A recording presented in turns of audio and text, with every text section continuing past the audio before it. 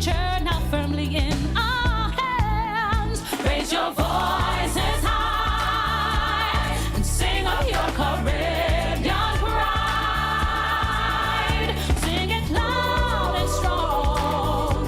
Feel our hearts beat as one. Celebrate in song as we rise to heights where we belong. Sound the victory drum for CARICOM. Hele, hele, bravo. Open you sing CARICOM. Leve, leve, wow. Naki you drum CARICOM. Tabu ya tabu awo. Open you sing CARICOM. Leve, leve, wow. Raise your voices high and sing of your Caribbean pride. Sing it loud and strong. Feel our hearts beat as one. Celebrate in song as we rise to heights where we belong. Sound the victory drum for CARICOM. Hele, hele, bravo. Open your sting, CARICOM. Leve, leve, wow. Hele, hele. Tabu ya tabu awo. Naki your drum, CARICOM. Leve, leve, wow.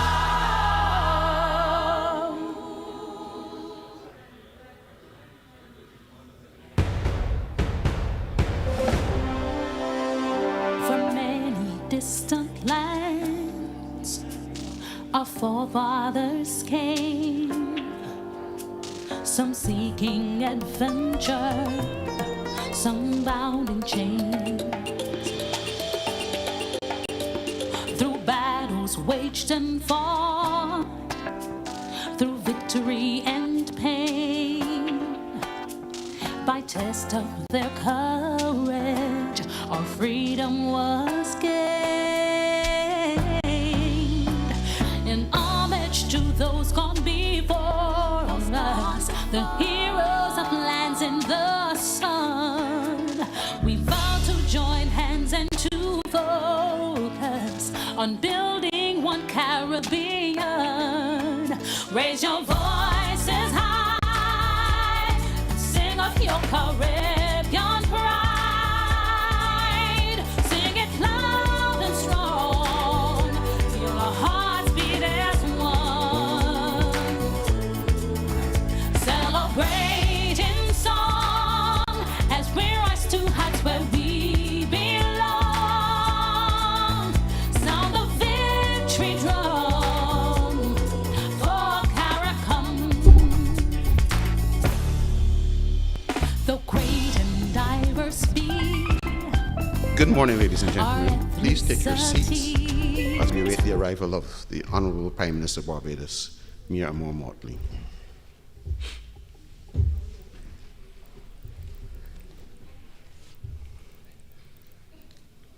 didn't even recognize that was you there. Are you? She's masked.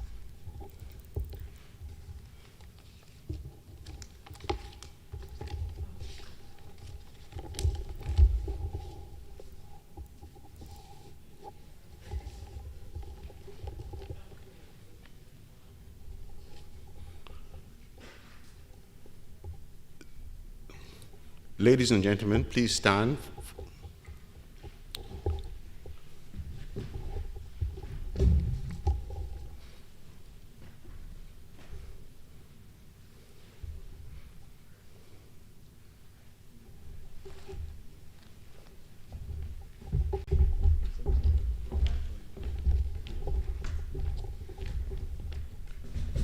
Please remain upstanding while we listen to the national anthem of Barbados.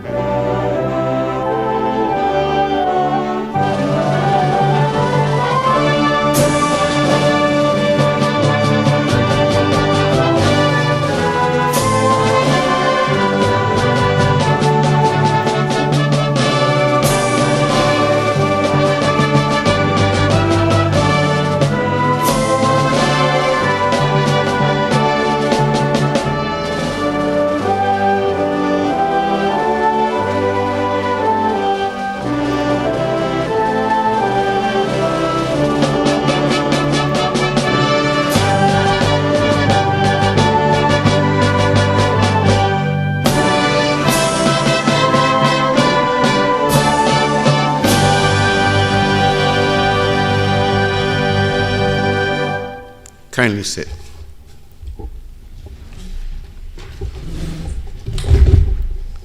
Good morning, ladies and gentlemen. My name is Robert Weeks, and I am the Finance Advisor to the Technical Assistance Program for Sustainable Energy in the Caribbean. I will be your master of ceremonies for this morning's event. At the outset, I wish to acknowledge the presence of the Honorable Mia Amor Motley, Queen's Counsel, Prime Minister of Barbados, and Minister of Finance, Economic Affairs and Investment, the Honorable Kerry Simmons, Minister of Energy, Small Business and Entrepreneurship in Barbados. I also acknowledge the Chief Executive Officer of the CARICOM Development Fund, Mr. Ronald Sumer, the Executive Director of the Caribbean Center for Renewable Energy and Energy Efficiency, Dr. Gary Jackson, and Mr. Simon Zellner, Program Manager for the Technical Assistance Program for Sustainable Energy in the Caribbean, as well as Dr. Devon Gardiner, Program Manager of the CARICOM Energy Unit. These are the persons who are here physically with us, but I also wish to acknowledge those who are joining us virtually because of the pandemic, and specifically I refer to Mr. Joseph Cox, the Assistant Secretary General of the CARICOM, who is also Director of the CARICOM Development Fund, and the directors of both institutions who are being highlighted this morning, the CARICOM Development Fund and the Caribbean Center for Renewable Energy and Energy Efficiency. Special invited guests in our virtual community, I thank you for taking time out of your very busy schedule to join us in the official launch of two very important flagship facilities within the sustainable energy sector, the Project Preparation Facility and the Credit Risk Abatement Facility. These are commonly referred to by the acronyms PPF and CRAF. Today is a watershed moment in the regional sustainable energy sector within CARICOM member states, and this will also be underpinned not only by the launch, but the signing of a cooperation agreement between these two forward-looking regional institutions, the CARICOM Development Fund, CDF, and CCREEE, both of which are domiciled in Barbados. As we seek to be as efficient as possible in the dispatch of this morning's agenda before us, I now hand over to Minister, the Honorable Kerry Simmons, to welcome you to the event. Minister Simmons.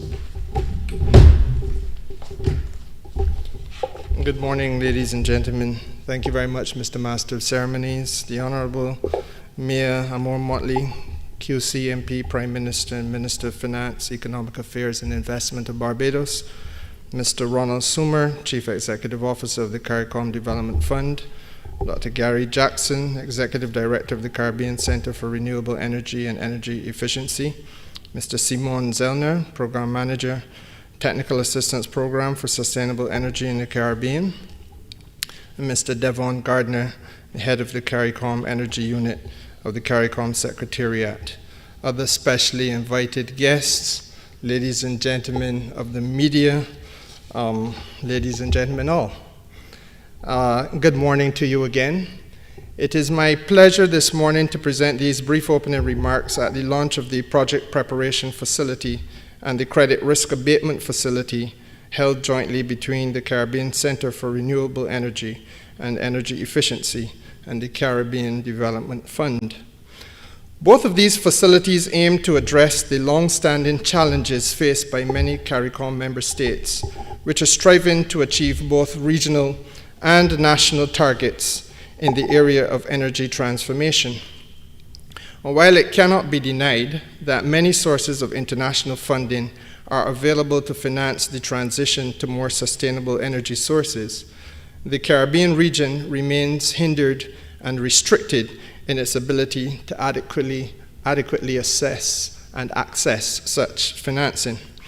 Across this region, the myriad challenges which we are facing include project preparation, technical assistance deficits, project execution, the ability to properly monitor and evaluate the success of projects, the access to the right types of financing in order to suit our specific and unique needs, and of course, the access to financing that is sufficiently flexible in order to take into consideration the potentially devastating burden of natural disasters such as hurricanes, which, as you are well aware, especially at this time of the year, can wreak havoc on our economies and greatly retard our pace of development.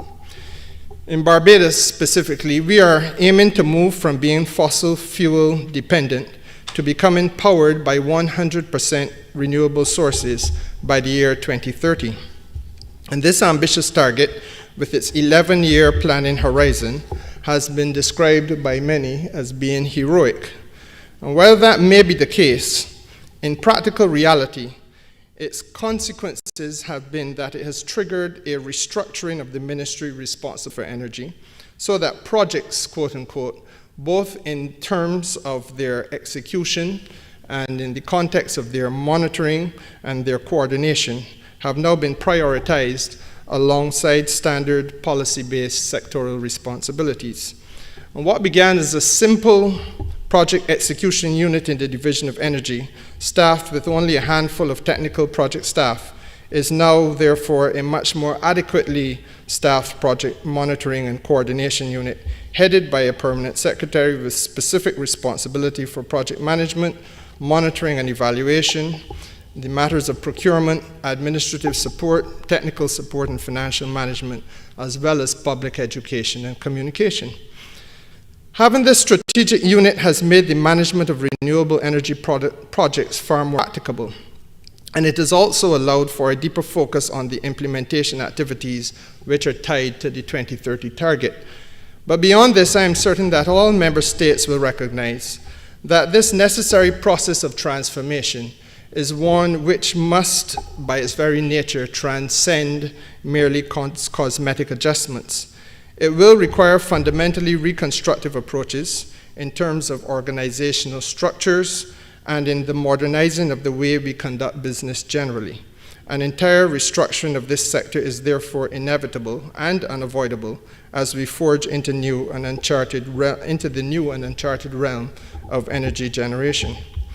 The creation today of the CCREEE Project Preparation Facility, as well as the Credit Risk Abatement Facility at the regional level, will now allow us as regional project developers to have a safe space where the necessary assistance can be provided to ensure that no one is left behind in our quest for energy self-sufficiency and independence in the supply and generation of energy.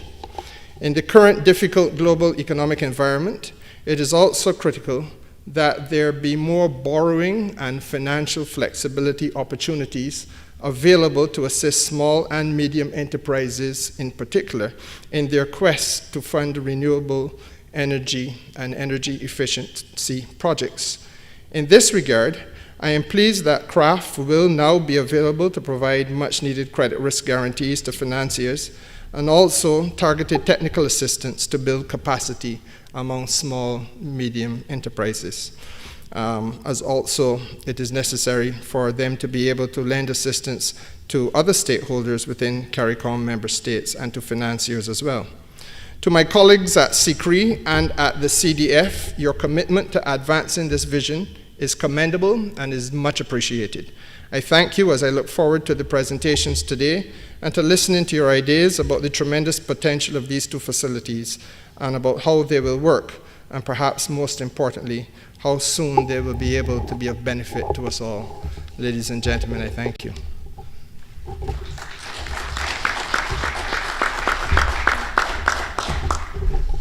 Thank you very much, Minister Simmons.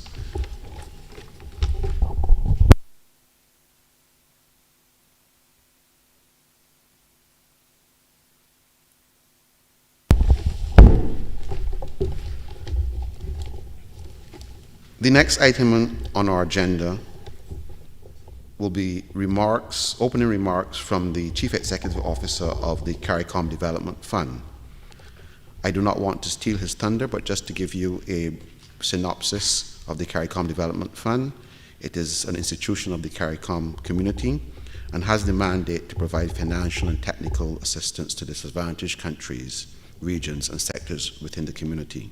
It was established in 2008, and the current Chief Executive Officer is the second Chief Executive Officer. Without further ado, Mr. Sumer, your opening remarks.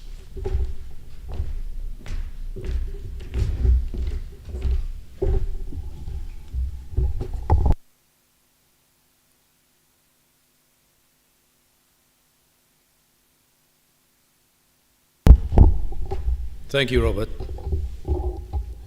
Honorable Mia Amor Motley, Prime Minister and Minister of Finance, Economic Affairs and Investment of Barbados, the Honorable Kerry Simmons, Minister of Energy, Small Business and Entrepreneurship, Senator Rawdon Adams, Director for More Developed Countries on the Board of Directors. I think he's joining us remotely today, as well as other CDF board members joining us remotely.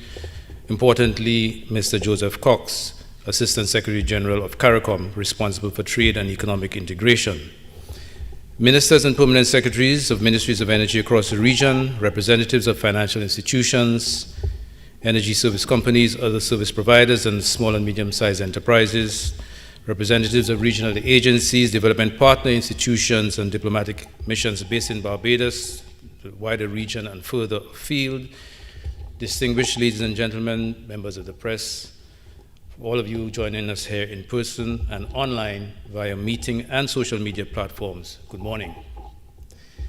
On behalf of the CARICOM Development Fund, the CDF, I extend heartfelt appreciation to all of you for being here with us today to launch the CDF's Credit Risk Abatement Facility, which we call CRAF for short, which is being done jointly with the launch of the Project Preparation Facility, or the PPF, of the Caribbean Center for Renewable Energy and Energy Efficiency. And of course, let me also recognize the members of the head table, including Gary Jackson, the Executive Director of CCREEE. Permit me to briefly place the Credit Risk Abatement Facility initiative in the context of the rationale for and the purpose of the CDF, notwithstanding the Master of Ceremonies' brief reference to the CDF. The CDF was established pursuant to Article 158 of the revised Treaty of Chaguaramas to provide technical and financial assistance to countries, regions, and sectors that are determined to be disadvantaged, among other reasons, by the implementation of the CARICOM Single Market and Economy, the CSME. By addressing or preempting those situations of disadvantage, the CDF, through its program activities and product offerings, promotes greater economic and social cohesion within the community, and thereby strengthens the platform for deeper and more beneficial regional integration. The 2008 agreement establishing the CDF provides us with our own separate and distinct legal personality.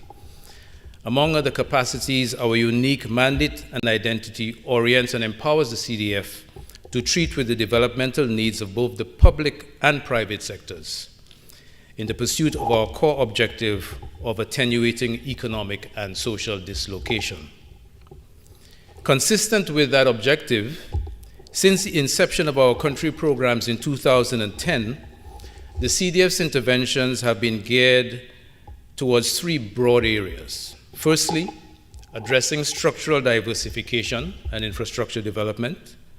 Secondly, facilitating regional investment promotion and mobilization. And thirdly, facilitating business development and enterprise competitiveness.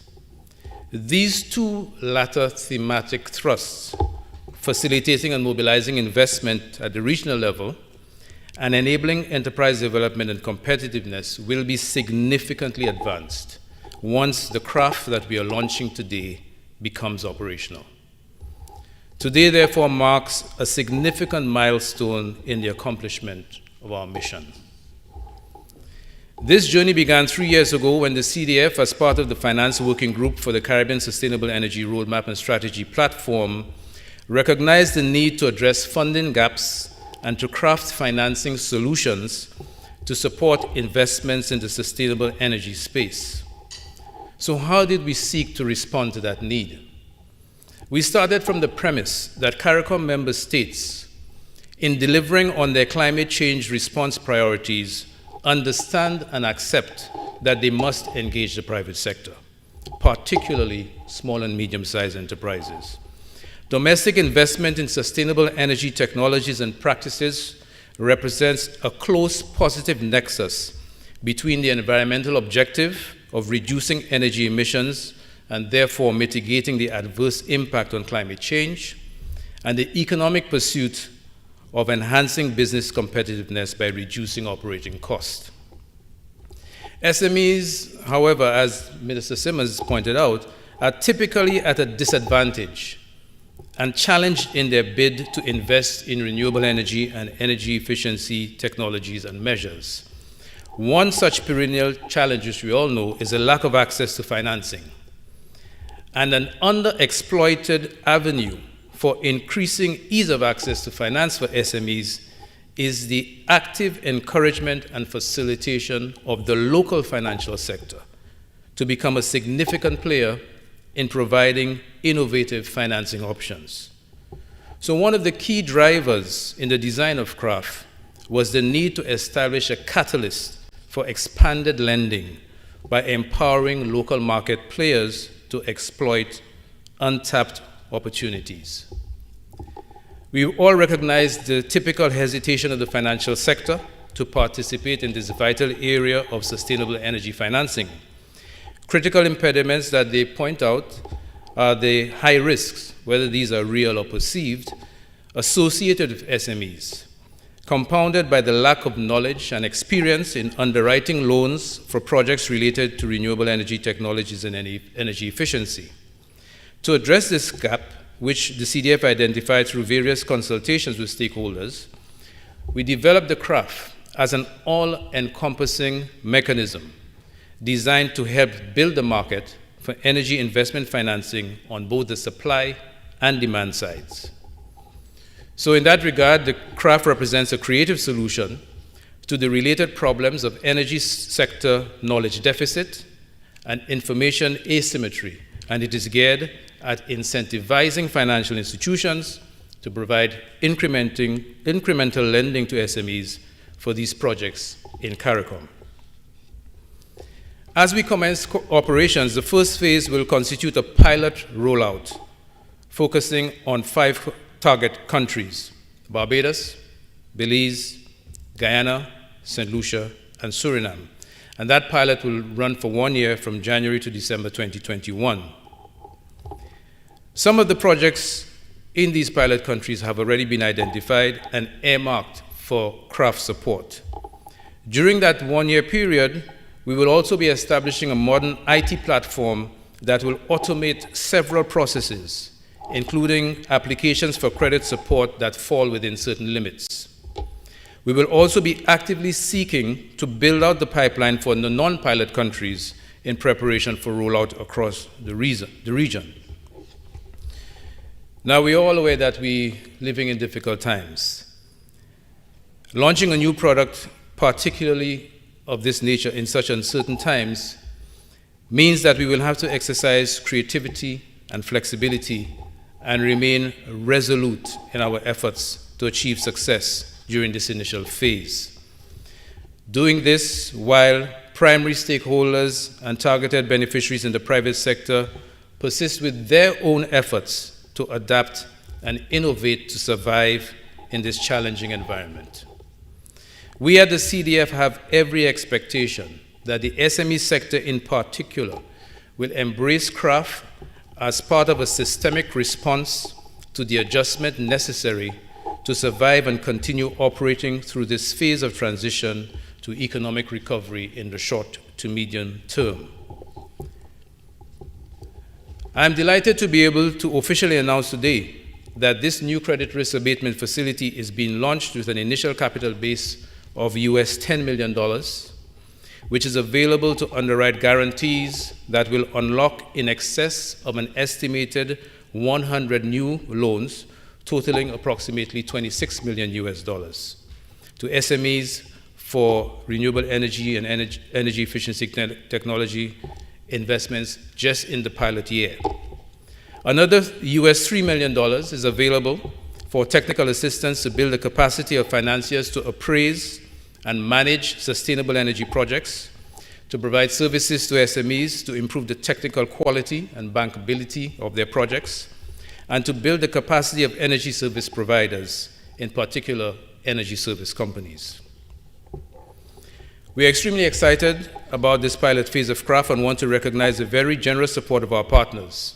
Specifically, on behalf of the board, management, and staff of the CDF, I would like to place on record our appreciation to our existing partners, the GIZ, especially Mr. Simon Zellner and Mr. Robert Weeks, who's our Master of Ceremonies, the CARICOM Secretariat Energy Unit, especially Dr. Devon Gardner, for their unstinting support, confidence, and guidance in getting us to this important milestone. Allow me also to formally thank the consultants, Camco Clean Energy, an FCA authorized fund manager and Green Climate Fund accredited entity, and special mention in that regard to Jeff Sinclair, Alex Joubert, and River Providence for their input and guidance throughout this process of building the CRAF model and architecture. And of course, I cannot help but single out among my competent and very dedicated staff at the CDF for public expression of my gratitude for their commitment and professional effort on this project. Mr. Wayne Vitalis, our financial controller, who is here with us today despite his challenges, Mr. Eugene Williams, our resource mobilization officer, and Dr. Laverne McFarlane, our senior economist, who have all worked tirelessly over the last couple of years to help bring this product to fruition. I must also make special mention of Mr. Kwesi Worrell, an intern financed by the GIZ through the TAPSEC program, whose input has been instrumental to the organization of this launch event. In closing, I am particularly pleased that the CRAF is being launched jointly with CCREEE's project preparation facility. This is an indication of the type of partnership that needs to be forged to leverage complementarities across the work of regional institutions in CARICOM. This partnership will be cemented by the signing of a cooperation agreement later this morning. It is also very significant for us to be launching the CRAF in Barbados, because during the CDF's first contribution cycle, Barbados was a net contributor to the resources of the CDF. During this current cycle, there is a keen mutual interest in making some of the resources of the fund available to Barbados, particularly within the context of implementation of the CARICOM cohesion policy. I am therefore very encouraged by the presence of Prime Minister Motley, Minister Simmons, and key stakeholders from the private sector as we continue to engage Barbados in discussion on the CRAF as one of the countries identified to be part of the pilot phase. I am optimistic about the future for this initiative, as joining us online are other ministers of energy and various regulatory bodies across the region. This is a clear indication of the commitment of member states to overcome the barriers to driving investments in sustainable energy as we continue to develop these partnerships in building out the project pipeline. Thanks again to all our distinguished in-person attendees, stakeholders, and interested parties joining us online for contributing to the successful launch of this product, one which we expect to unlock some of the latent economic development potential of our member countries, to catalyze a greater level of domestic investment in sustainable energy, and to foster an increased and more sustained level of participation by local financial institutions in the energy sector. Thank you, ladies and gentlemen.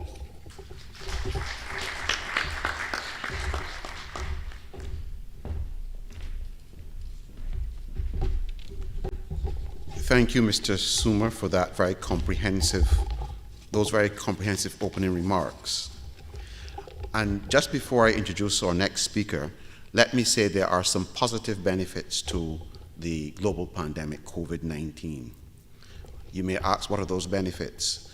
Well, if there was no COVID-19, the project preparation facility would have been launched in May of this year, and the CRAF facility would have been launched in August of this year at two separate times. What it did, it afforded the staff of these two very forward-looking institutions to retool, rethink, and really utilize their synergies, which is really reflective of what Caribbean people can do and the innovativeness.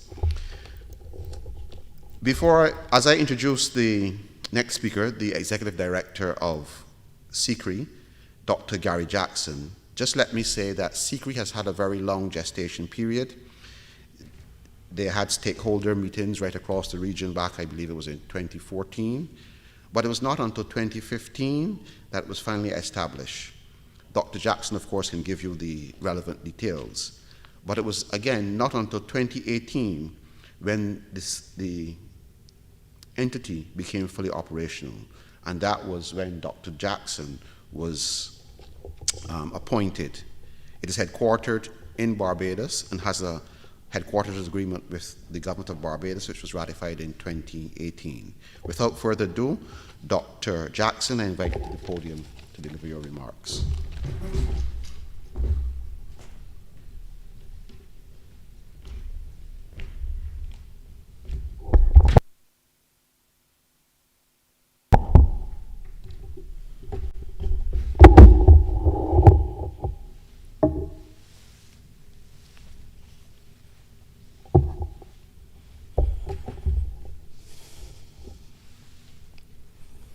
The Right Honourable Mia Moore Motley, Prime Minister of Barbados and Minister of Finance, Economic Affairs and Investment.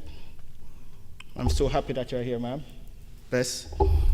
The Honourable Kerry Simmons, Minister of Energy, Small Business and Entrepreneurship. Thank you, sir, for being here. Senator, the Honourable Rawdon Adams. Senator, the Honourable Lynette Holder, who is joining us via live stream. To our Executive Board of the CCREEE, who are also joining us live stream. To Mr. Joseph Cox, Assistant Secretary General, CARICOM Secretariat, who is also joining us live stream.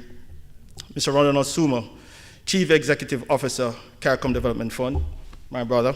To Andrew Gittings, Permanent Secretary Acting, Ministry of Energy and Small Business and Entrepreneurship, Barbados. Thank you, sir, for being here.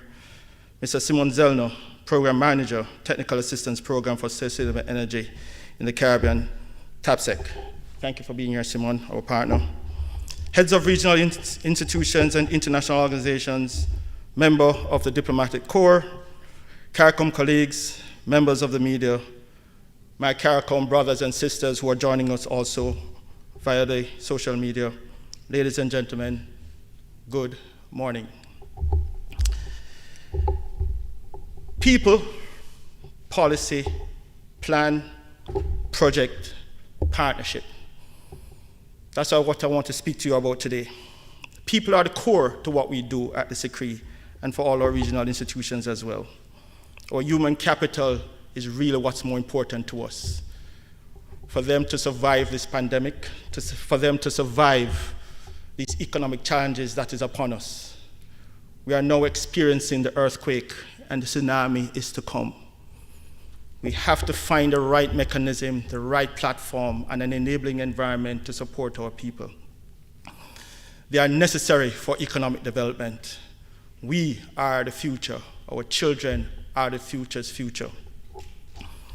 It is very important that we build capacity from within, and it is very important that we connect with our brothers and sisters, leaving no man behind.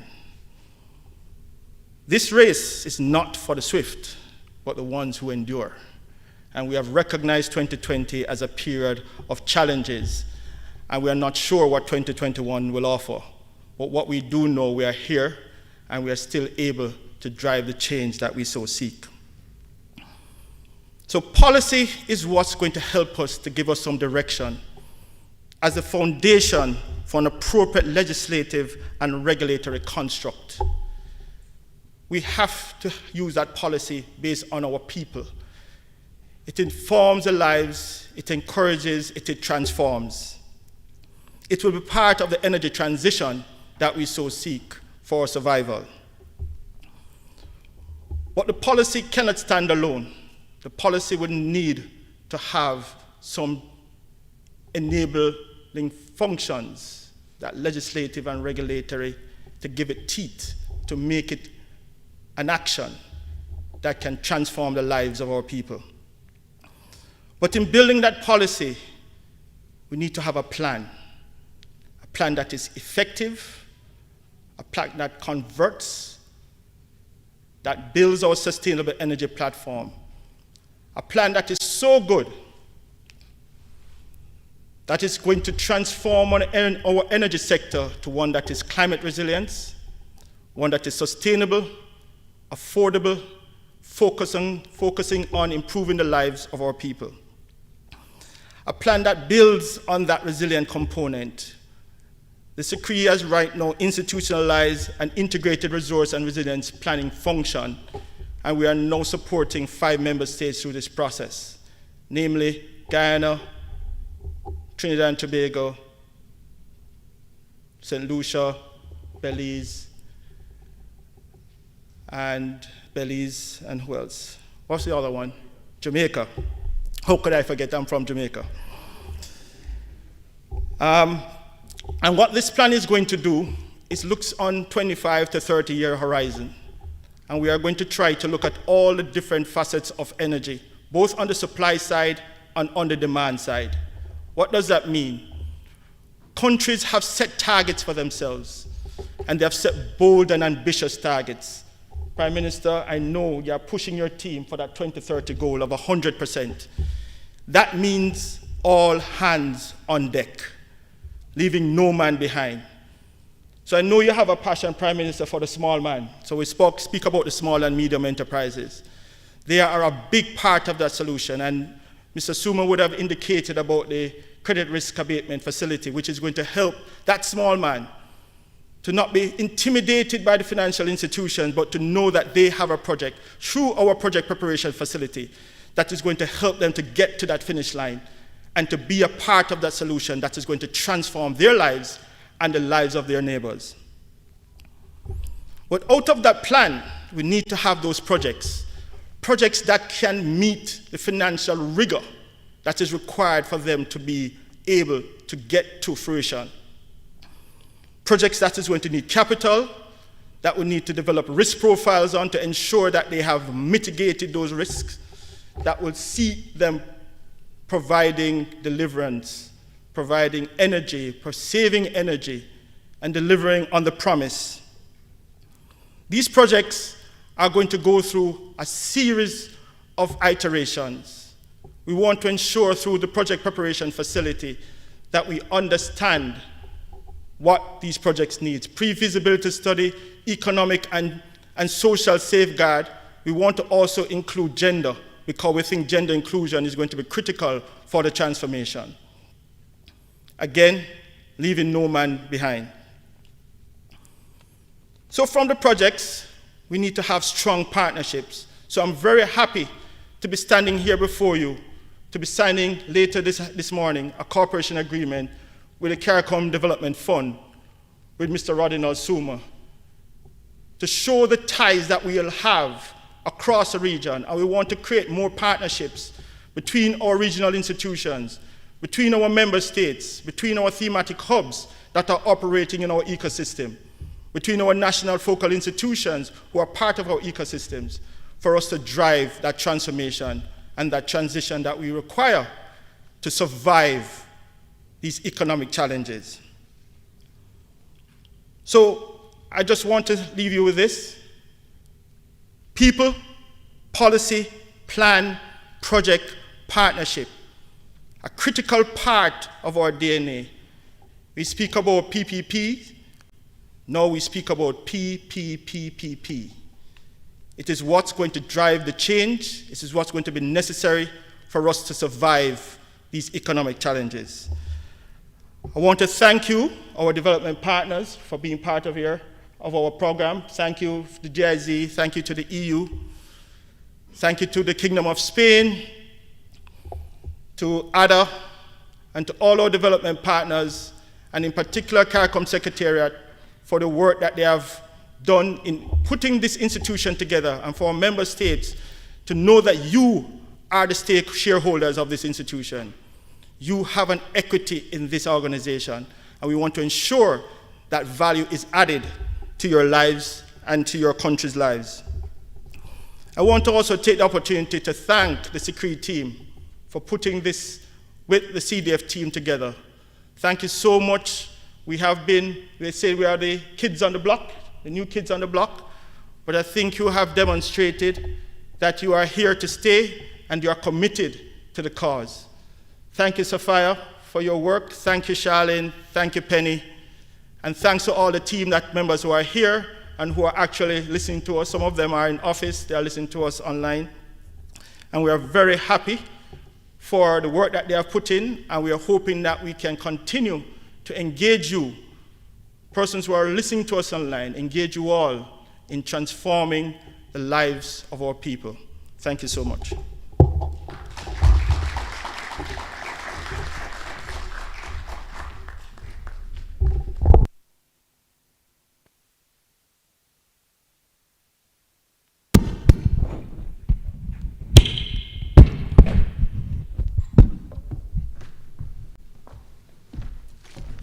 Thank you, Dr. Jackson, for your opening remarks, very focused and giving us some idea as to where CCREEE, with its very talented team, is headed. The region has very high hopes for CCREEE, and I know that CCREEE has the ability to deliver on all of these hopes and aspirations for the region. Without further ado, I will now introduce Mr. Simon Zellner, Program Manager for the Technical Assistance Program for Sustainable Energy in the Caribbean.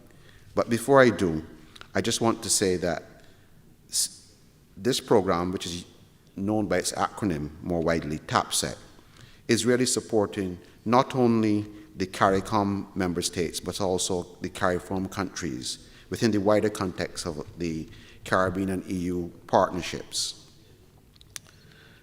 I know that Mr. Zellner will speak very specifically and give you some ideas what TAPSEC is hoping to do, but TAPSEC works very closely with the CARICOM Secretariat with their full support, and they have also worked very closely, as you would have heard from both the institutions today, in terms of assisting them along their journey. Without further ado, Mr. Zellner.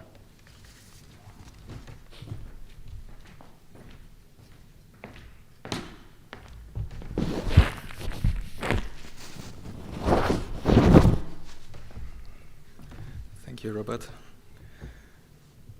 Honorable Mia Moore-Motley, Prime Minister of Barbados and Minister of Finance, Economic Affairs and Investment. Honorable Carrie Simmons, Minister of Energy, Small Business and Entrepreneurship. Senator Honorable Rodham Adams, His Excellency Ambassador David Cummingson, Ambassador to CARICOM. Mr. Joseph Cox, Assistant Secretary General from the CARICOM Secretariat, Mr. Rodinald Zuma, CEO of the CARICOM Development Fund, Gary Jackson, Executive Director of the CCREEE, Mr. Andrew Gittens, Permanent Secretary, Ministry of Energy, Small Business and Entrepreneurship, heads of regional and international organizations, CARICOM colleagues, members of the media, ladies and gentlemen, guten Morgen, good morning. I bring greetings on behalf of the Deutsche Gesellschaft für internationale Zusammenarbeit, in short GIZ, the implementing agency of the European Union and the German Federal Ministry of Economic Cooperation and Development, funded Technical Assistance Program for Sustainable Energy in the Caribbean, or better known with its acronym TAPSEC, with the aim of increasing and improving access to modern, affordable and sustainable energy services to the benefit of all Caribbean citizens. The TAPSEC works in collaboration with the energy program of the CARICOM Secretariat, the Caribbean Center for Renewable Energy and Energy Efficiency, CCREEE, the Ministry of Energy and Mines in the Dominican Republic, and key regional institutions such as the Caribbean Development Fund. Along with our partners, TAPSEC is supporting the region's transition to sustainable, climate-resilient, low-carbon future through the modernization of country-specific renewable energy and energy efficiency policies and frameworks, the development of the capacities of CARICOM citizens and institutions to develop technical renewable energy and energy efficiency solutions, and the initiation of innovative financing mechanisms that will provide financing solutions for sustainable energy projects throughout the region. With its vast renewable energy potential, CARICOM member states are well poised to transition from a dependence on fossil fuels to clean and affordable forms of renewable energy. Still, as we know, it takes robust partnerships, technical capacity, strong networks, and a well-resourced and equipped ecosystem to turn this potential into power.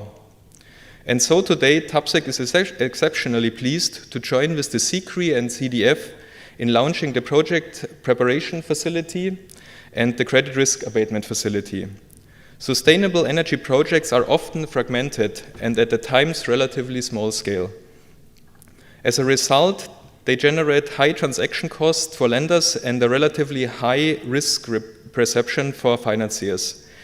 These key factors contribute significantly to a dearth of investment-ready renewable energy projects within the Caribbean community. The PPF and CRAF will enable renewable energy investments and project development by addressing barriers to finance of otherwise viable projects, thereby unlock the substantial renewable energy potential in CARICOM member states and promoting wider renewable energy development. These two catalytic initiatives, the first of its kind within the region, will develop local capacity, transform ideas to innovation, forge a robust enabling environment to accelerate investment in clean energy at speed and scale and support the Caribbean community in achieving its set climate and sustainability goals. We know that the issue of energy lies firmly at the center of our lives, businesses, industries, and economies. Energy is the core of governance as CARICOM member states chart their way forward. At the heart of safety and resilience, as nations build resistance to natural disasters, and the core of education as we model the critical needs for sustainability for our future leaders, and at the center of quality of lives as nations strive to increase energy access to those in rural and often under-resourced communities. Today, as months of efforts come to fruition, as we launch the PPF and CRAF, I envision significant improvement in national and regional technical capacity among both private and public institutions and stakeholders, and foresee several catalytic technological solutions that will harness indigenous renewable energy resources, maximize energy efficiency, minimize environmental impact, and boost human economic development. The TAPSEC is happy to have supported the design and operationalization of the CRAF and PPF, as well as the institutional capacity development of CCREEE and the CDF. In the case of the PPF, the support was provided together with Get Invest and PFAN, which are other global multi-donor funded projects. And as we move on forward now, I pledge the GIZ's continued support to ensure successful implementation and impact of the PPF and CRAF, and reaffirm our commitment to all our partners as we work together to secure the Caribbean community's energy future. And finally, I would like to congratulate both CDF and CCREEE for reaching this stage today, launching PPF and CRAF, and wish a successful future cooperation. Thank you very much.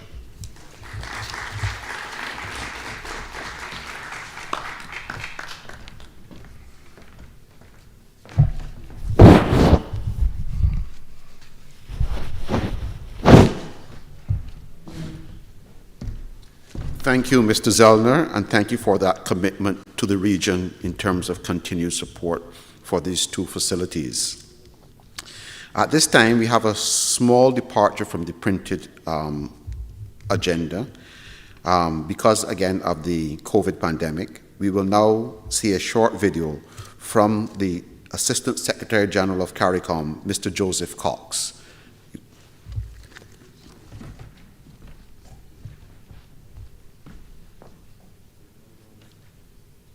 The members of the Cabinet of the Government of Barbados, Dr. Gary Jackson, Executive Director of the Caribbean Center for Renewable Energy Efficiency, CCREEE, Mr. Rodney Sumo, Chief Executive Officer of the CARICOM Development Fund, CDF, members of the Diplomatic Corps, on site in Barbados and online. It is with a great sense of pride that I speak to you on what is a landmark occasion for the energy sector within the Caribbean community, the co-launching of the Project Preparation Facility, PPF, and the Credit Risk Abatement Facility, CRAF. Energy security is a major challenge and impediment to the competitiveness for many Caribbean island states. The region suffers from a near total dependence on imported petroleum products for both transportation and electricity. Inadequate energy governance and regulatory structures, the relative small size of the individual markets, and outdated generating equipment and transmission networks contribute to a vicious cycle that discourages investment in the region. The result is expensive, unreliable, and carbon-intensive electricity. The frequently high cost and consistently volatile prices of fuel divert hard currency away from economic development. Indeed, oil imports account for anywhere between 10 and 20% of the region's GDP, reduces competitiveness across almost all economic sectors, and renders the energy sector vulnerable to supply shocks. Simultaneously, the region has access to an abundance of renewable and other sustainable energy resources. These alternatives have the potential to diversify the energy matrix, reducing the region's dependence on imported petroleum products while enhancing reliability and even lowering electricity costs over the long run. Achieving the appropriate balance of baseload renewables, for example geothermal energy, and intermittent sources, for example solar and wind power, will be critical to meet future demand and rising electricity tariffs throughout the region. When judiciously combined with measures to enhance energy efficiency and distributed energy resources, greater use of multiple clean energy alternatives can provide a stable and lower-cost solution that will boost the region's competitiveness and reduce the vulnerability to high and volatile fuel prices. The integration of sustainable energy solutions requires changes to the energy sector's business model. This has consistently presented challenges and taken advantage of the options and opportunities for sustainable energy deployment. Numerous market adjustments, including policy and regulatory reforms, will be critical. But it is the establishment of a pipeline of high-quality, bankable projects, especially within the small disaggregated markets of the region, that will serve to reduce much of the perceived risks and the transaction costs that are necessary for greater access to investment capital. In that regard, the establishment of a project preparation facility that can serve as a pumping modality that efficiently and effectively moves projects from idea to investment represents the holy grail for the sector. It is estimated that collectively the region requires around $20 billion to meet the stated CCREEE target for a 47% renewable contribution to power generation over the next 8 years. This translates to between 3.5% and 12% of GDP for the individual countries.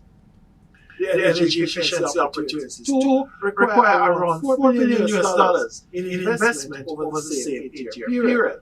As a case in point, the identified opportunities within residential, public, commercial, tourism, and industrial sectors in 5 countries, Barbados, Belize, Grenada, Jamaica, and St. Lucia, require approximately $1 billion in total investment and could result in an average saving of 23% of energy use, or approximately $300 million per year, with a payback of 3.6 years. There are heightened market risks due to small economies of scale, lack of experience with renewables, the macroeconomic circumstances in our respective countries, among other factors. A reality too is a relatively low international credit rating of most of our countries, which reduces investor appetite for project financing and results in excessive collateral requirements and high interest terms for loans when available. The emergence of the credit risk of the Abatement facility to de-risk lending and enhance clean energy investment for SMEs is a critical plank within the arsenal of creative financing strategies and innovative fiscal tools that can endear project owners with the ability to attract the right quantity and quality of capital required for their implementation. The ideas at the craft is but one of the mechanisms that are within the mix of available options that are based on global, regional, bilateral, and national, or even community-based solutions which are needed to positively transform the energy systems within CARICOM. When taken together, the expectation is that the project preparation facility will improve the quantity and quality of the projects that are available to commercial lending institutions, and the risk abatement provided by the CRAF will serve to increase the proportion of these projects that receive debt financing. We will robustly monitor and track the performance of these facilities with the intent to make adjustments where and when necessary, so that we will continually meet the needs of the sustainable energy markets within the member states. Today, the CARICOM Secretariat, which plays its role in conceiving these two facilities, stands as a very proud parent, knowing that they will make the energy landscape within the region better than it has ever been. Ladies and gentlemen, with that, I thank you.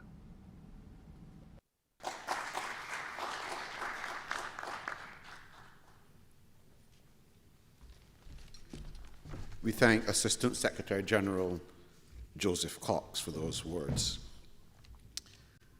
I do not really know how to introduce the next speaker, who is in fact our keynote speaker, the Honorable Prime Minister of Barbados, Mia Amor-Motley, who happens as well to be the Minister of Finance and Economic Affairs and Investment. This ministry is, of course, has a very keen interest in all that has been said before, but as I introduce the Honorable Prime Minister, I look for a few words. She has probably been referred to by several things, but I believe never before has she been referred to as a missionary. She has been a missionary for the sustainable energy environment. She has been also a missionary for small island development states. And without further ado, as we are at this joint launch of these two facilities who are fit for purpose, I now introduce the Honorable Prime Minister of Barbados, Mia Amor-Motley.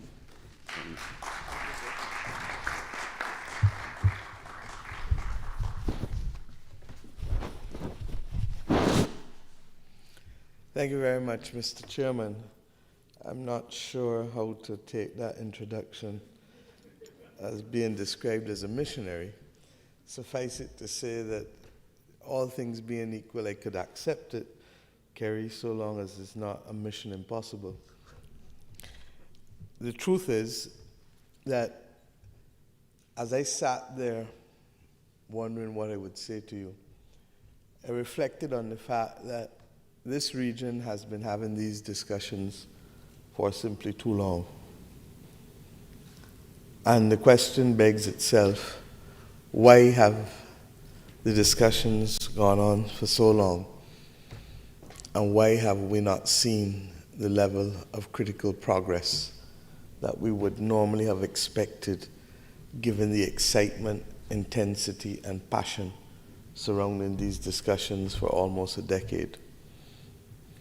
One could stretch beyond the decade, but let's leave it there.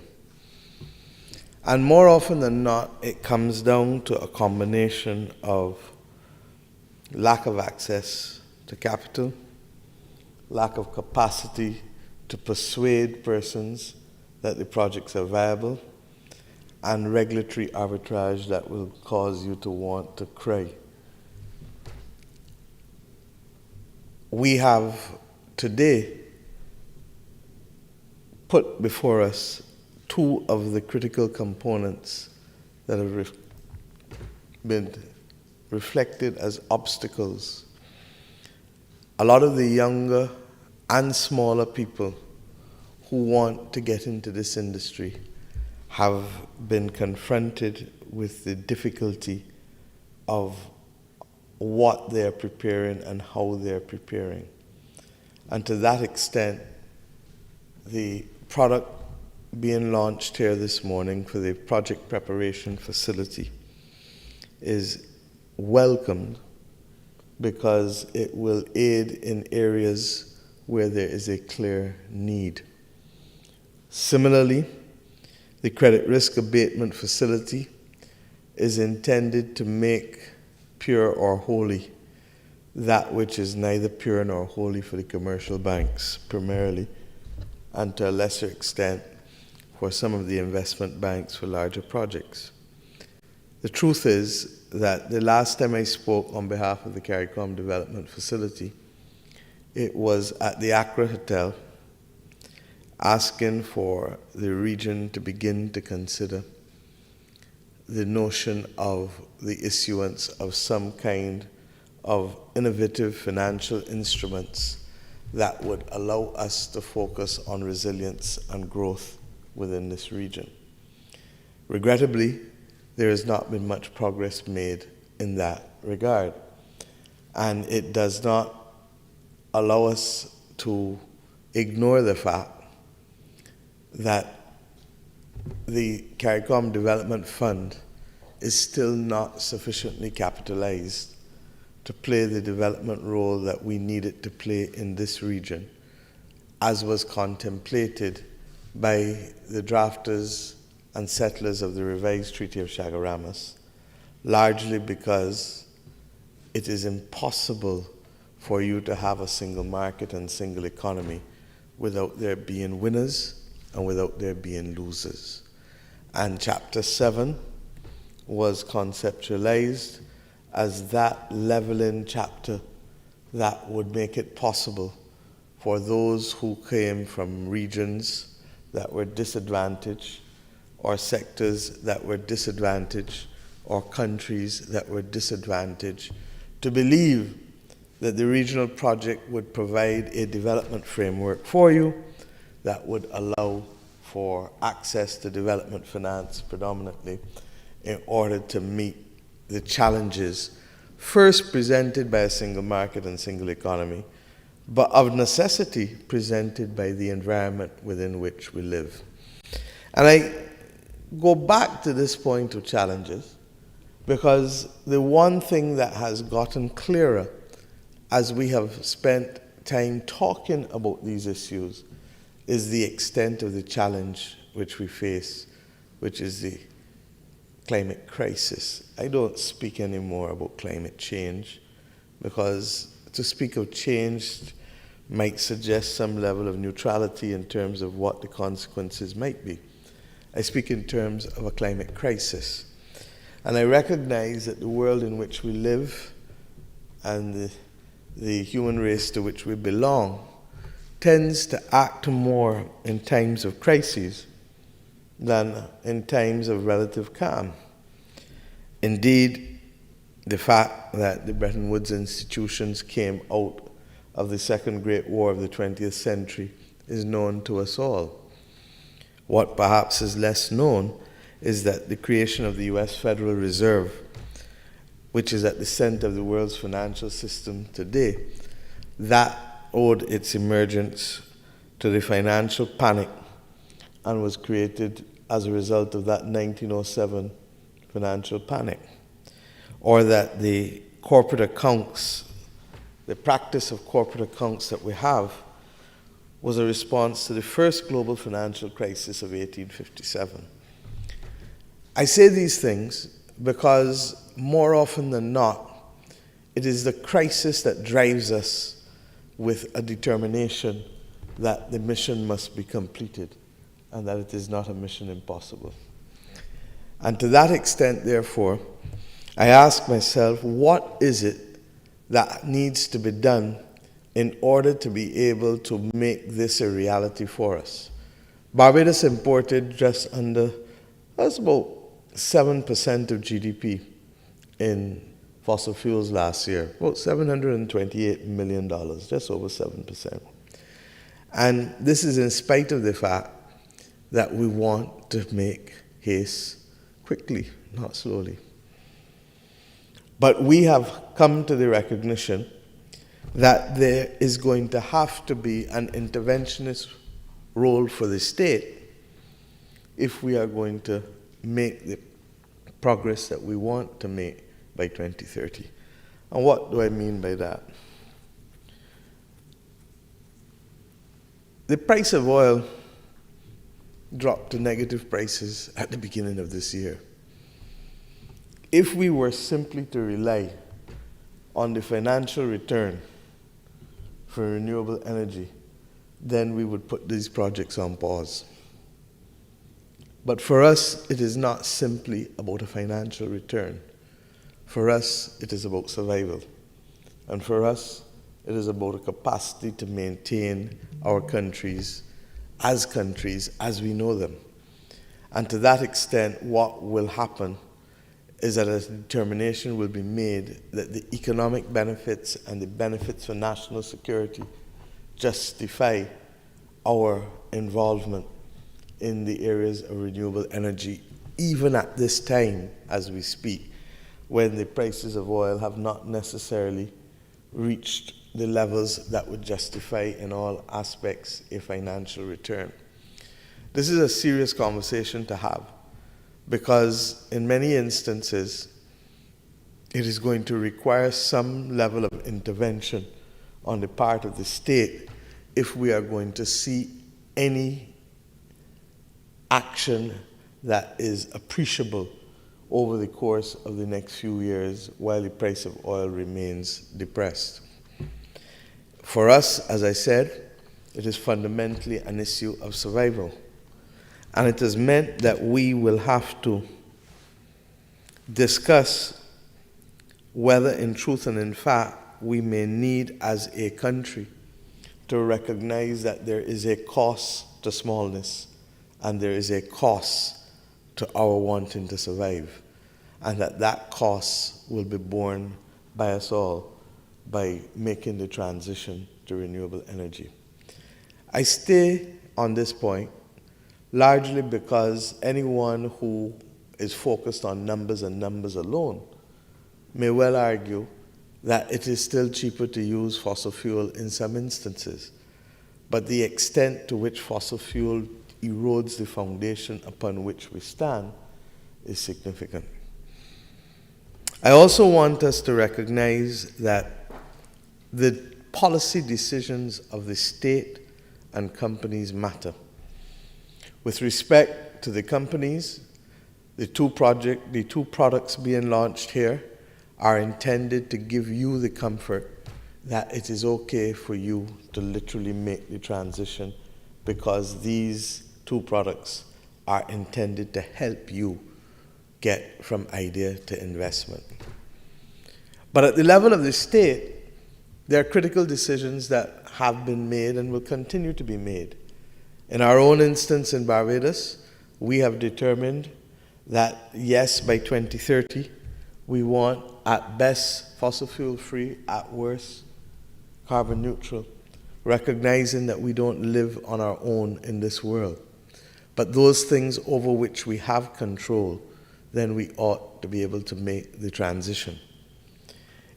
It has meant that at the level of our own cabinet, that we have made a number of decisions recently, recognizing that one of the key transformational aspects of renewable energy as well is the potential for democratization of ownership of assets and the pursuit of economic enfranchisement, which remains one of the major goals of almost all post-independence governments in the Caribbean.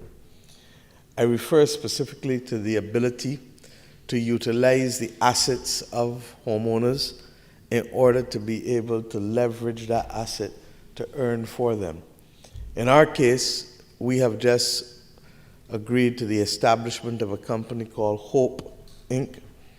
And Hope Inc. will essentially undertake housing and will enter arrangements for those homeowners, potential homeowners who are interested in being able to access land at or property, I should say, at significantly subsidized prices by assigning the rights to their roof for those who are prepared to put on the photovoltaic panels, and hence remove from them the cost of the land that they would otherwise have to find the money for.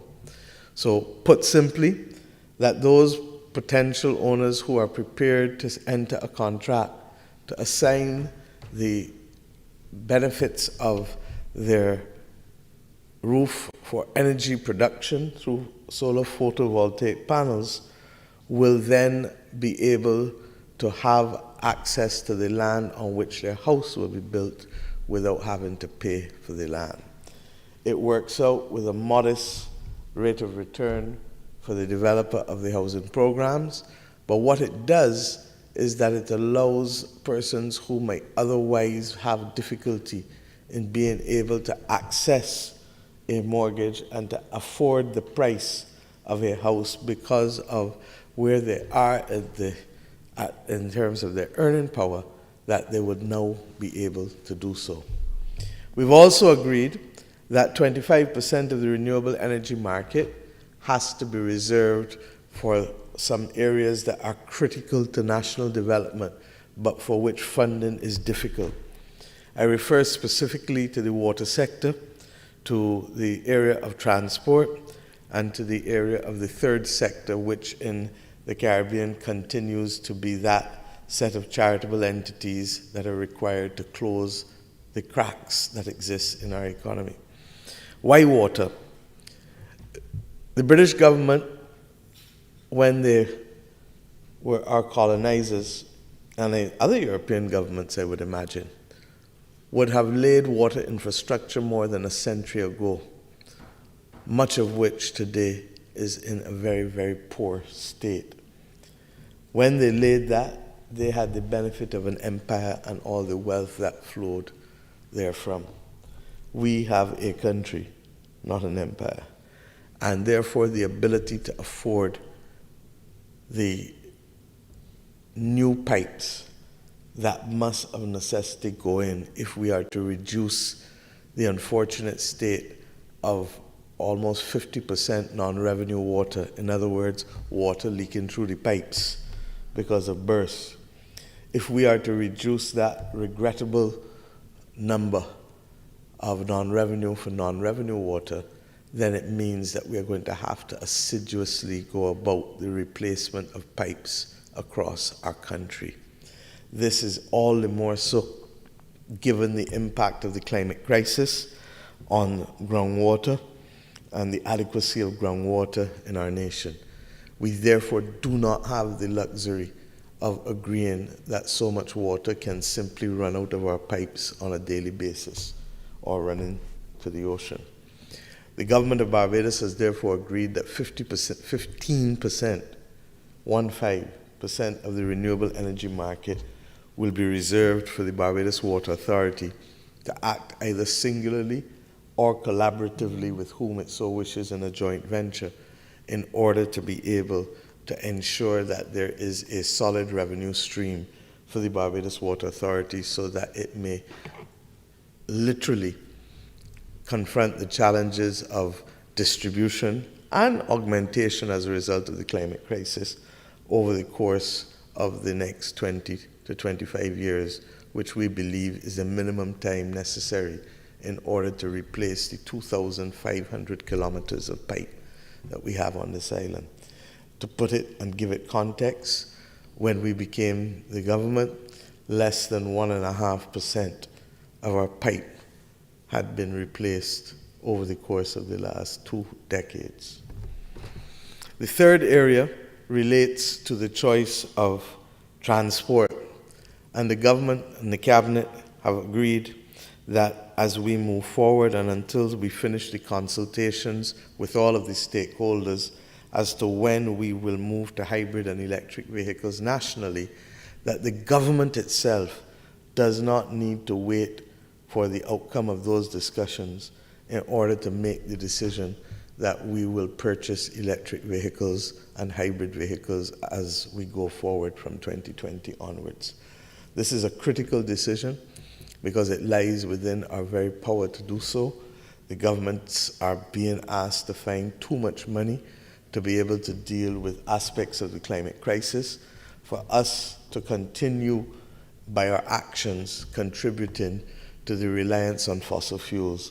And to that extent, therefore, I'm happy to lead a cabinet that has recognized that it is critical that we make this decision to be able to procure vehicles that are hybrid or electric going forward, rather than being an accessory to the crime of climate genocide. My friends, I've spent a few minutes telling you and sharing with you on these matters, largely because talk is cheap. And it is only when the rubber hits the ground that we are going to see change.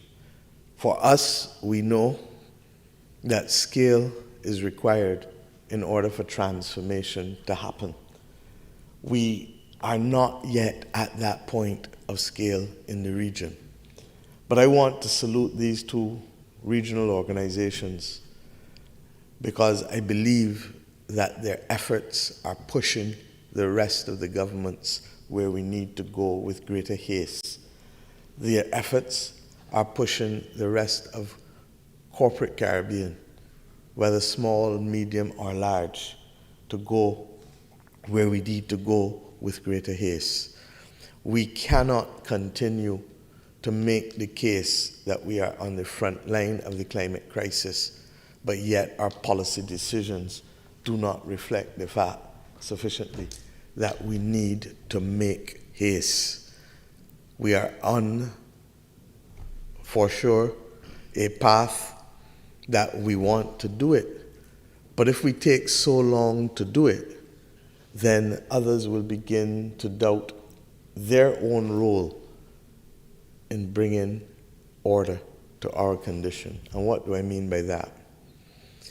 The international community is whom we are asking to stick to their obligations as committed to in Paris, which even then are not sufficient to guarantee our survival. But they are better than anything or nothing. We want the international community to recognize, for example, that flesh has to be brought to the Warsaw Mechanism on loss and damage. Because if we are not the ones contributing, and if we are to stay faithful to the principle of the polluter pays, or if we are to stay faithful to the principles that underlie most private international, private commercial law and tortious law, then it is critical that we engage them on this point. But our ability to engage with credibility is compromised if when we can make changes within our own domestic and regional economies, we're not making them with sufficient haste. And that is the simple point that I want to make. I'm not sure that we've served ourselves well enough also, because this is not an area on which there is great or sufficient regional collaboration within the context of the Caribbean community.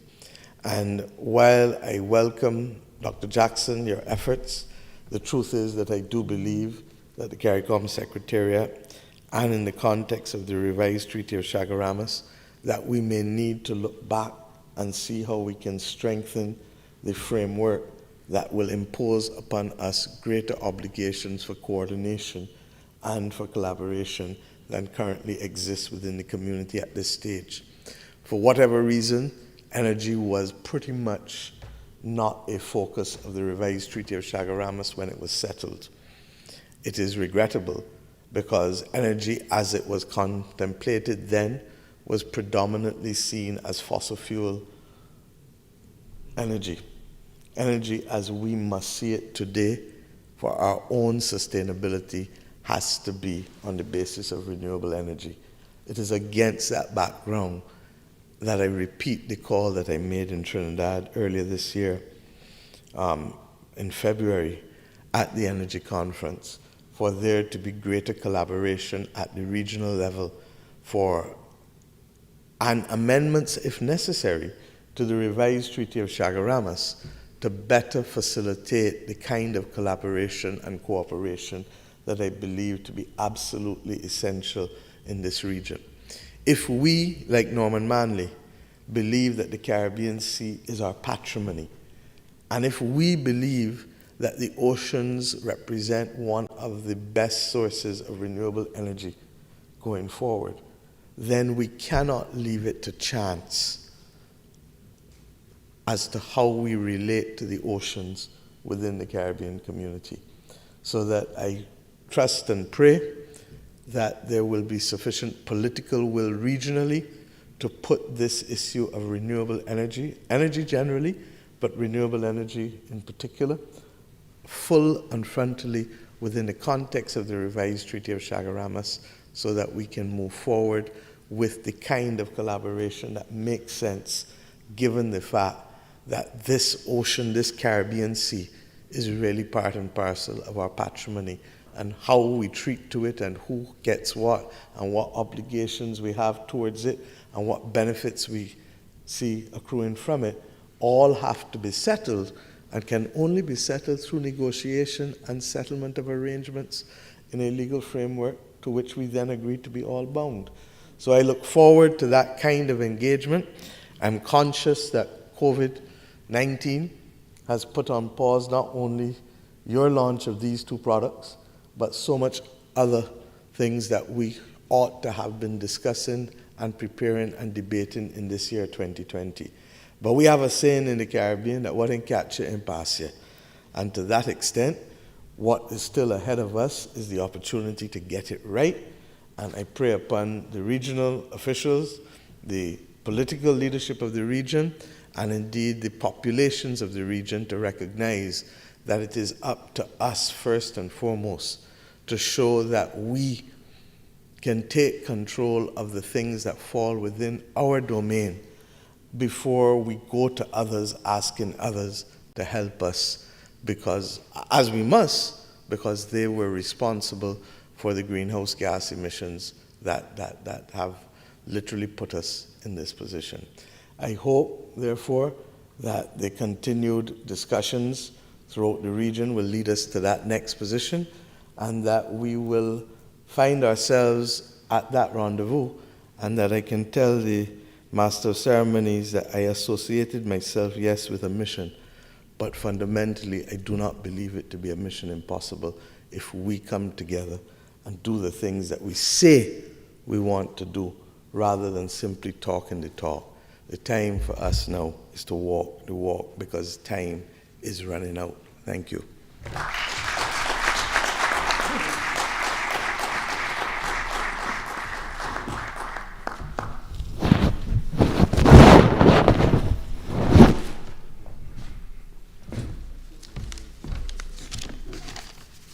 Madam Prime Minister, thank you for those words of enlightenment.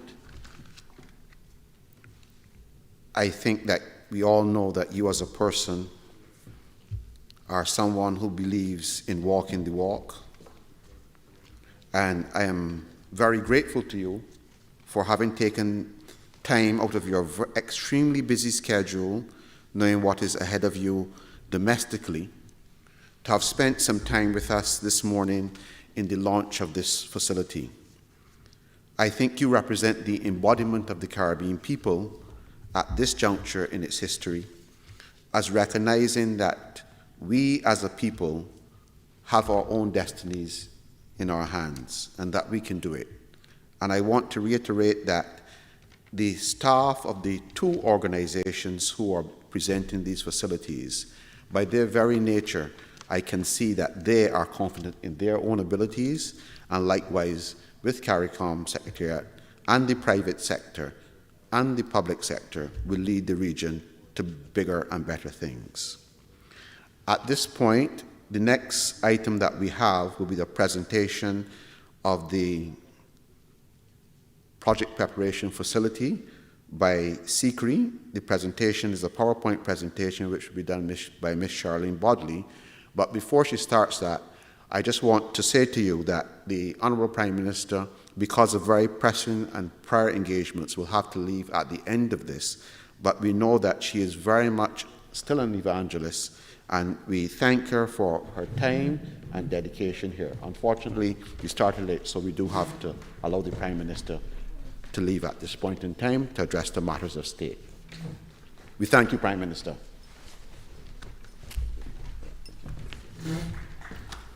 Madam Prime Minister.